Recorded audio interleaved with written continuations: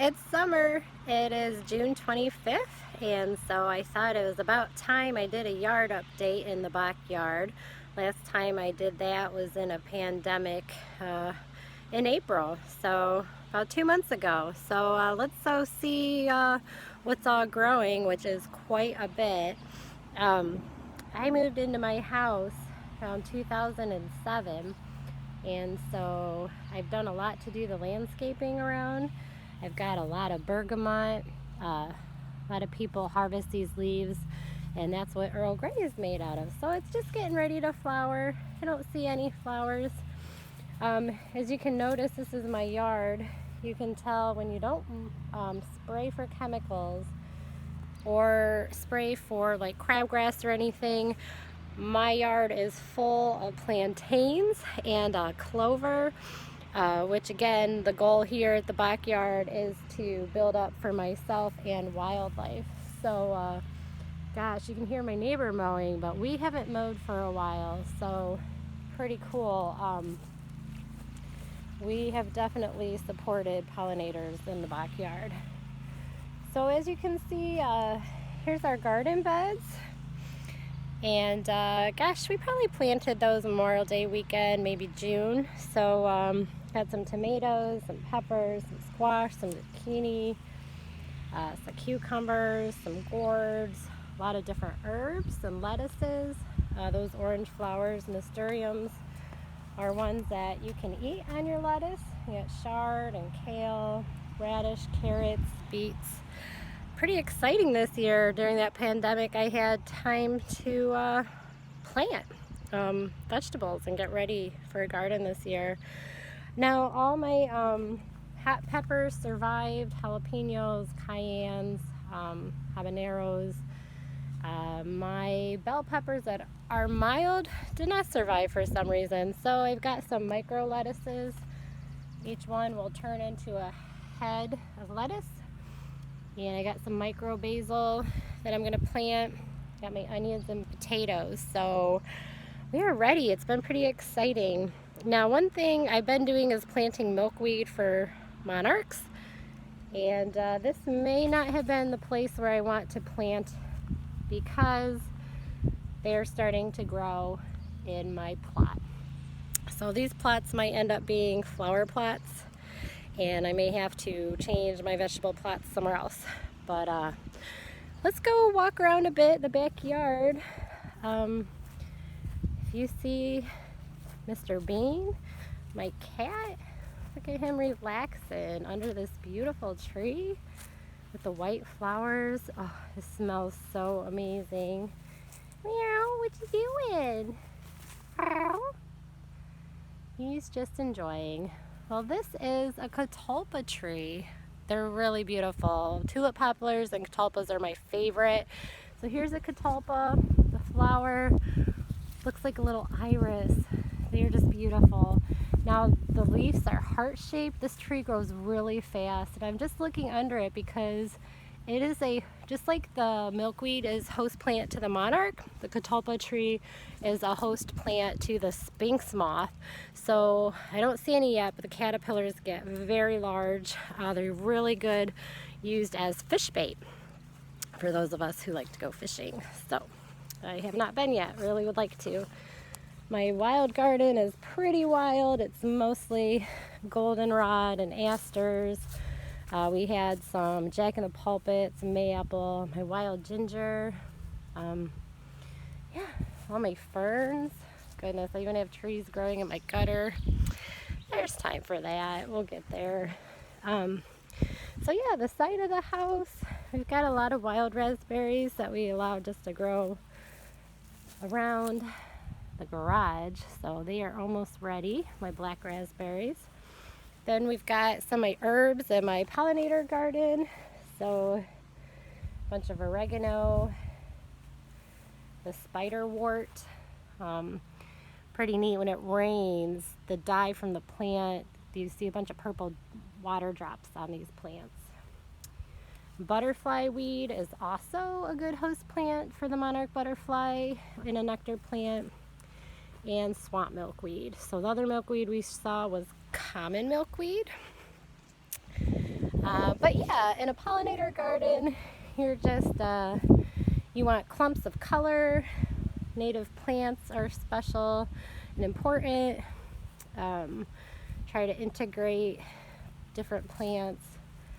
It's pretty alive. I even got some garlic back there that I'm gonna have to find. It's a pretty exciting time. Everything looks very alive at my yard. So I know I'll have to do it again when a lot more things are blooming, but we'll come over to, we'll keep walking. My neighbor dropped us off some oak trees we're gonna plant. They have acorns. Gosh, all my lemon balm. I make a lot of tea with lemon balm and mint. Smells so good. My echinacea, my chives, my looks like my thyme is blooming. My lavender's blooming. Have you ever had lavender cookies? They are amazing. My beach rose just stopped, so I can take off all these heads and it'll reflower, or I can let them go to seed. Those are the hibiscus rose hips on the rose. Hello, doing my yard walk. Yeah, so back with that kayak. That's been really fun this summer. Oh, and there's Max. Where were you at, huh? Who's here? He's coming to say hi. So mulberry trees, my mulberries, let's see. Wow, we've got some that are ready to be picked. Gonna have to get the ladder out. When you see the dark ones, those ones are ready. And yeah, if you freeze them, you can take the stems off. They do have worms, but just freeze them and there you go, more protein. So last thing to look at in our garden, on our backyard garden walk, is my fruit garden.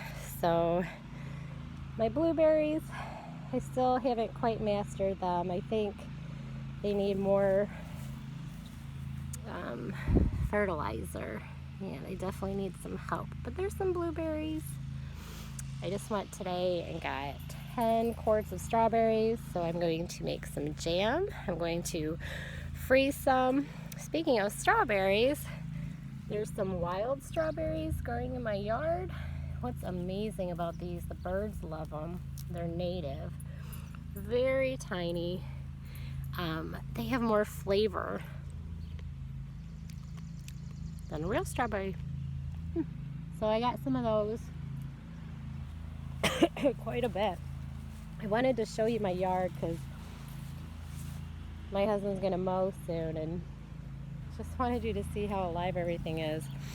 Now, I'm really excited about my black raspberries. Gosh, I started off with 3 of these plants, no thorns, from Mulberry Creek, and I've had them for quite a bit, so they've been very established, but look at all these green berries. They haven't ripened yet, but wow, it's going to be quite a harvest this year. I'm really looking forward to freezing a bunch of those. Our kids, we've been into making smoothies for meals. And then making jam, freezer jam, or, you know, use a lot less sugar if you do it in jars. But I did leave some clover. The bees also like clover, along with the plantain. And yeah, so you got red clover, pink, white, and then the plantain. You can tell bees are very busy, happy in the backyard of it. And so there's my elderberries. Every white flower will be a berry. So again, my elderberry crop should be pretty plentiful, and I can just freeze those. And I'd like to make elderberry syrup this time, because that's good for our immune system. And I'm so excited. I remembered I transplanted a compass plant, so excited to see what happens there.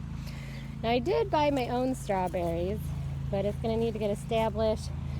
And the good thing about growing for us and wildlife is I'm okay and happy if the birds or the ants or the bugs get my fruit or my plants as well. I get what I can get, and if I can feed wildlife, it just makes for a diverse, amazing ecosystem in our yard. So I also planted some sunflowers. I had a dear friend pass from a brain tumor a few years ago, my dear friend Genevieve. So I like to grow those in memory of her.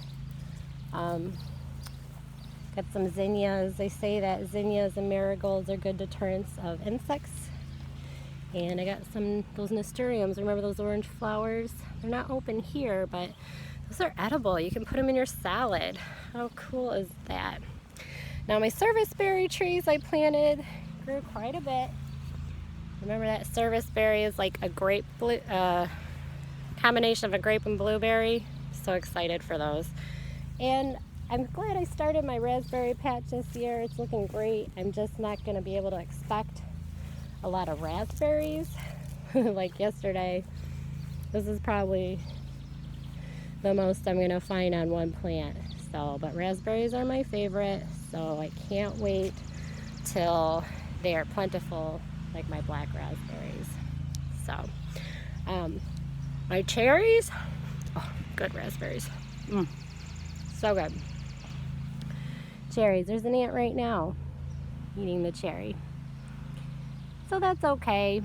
My trees are pretty small still, so, you know, someday I'll pay more attention and have more cherries as they grow. But yeah, that was the backyard. 2 months later, everything is really happening. So I'm excited for more flowers to be blooming so that I can start investigating and identifying the different insects that come to our yard. All kinds of bees and butterflies and wasps and dragonflies. Oh, and there's Mr. Bean. Hi. So, yeah, did you want to say goodbye? He just loves it. He loves to be outside. Yeah. And we keep this bell collar on him that maybe helps from him killing my birds that I love so much. But, all right, next time we'll see you at the backyard. He wants something. I gotta go figure that out.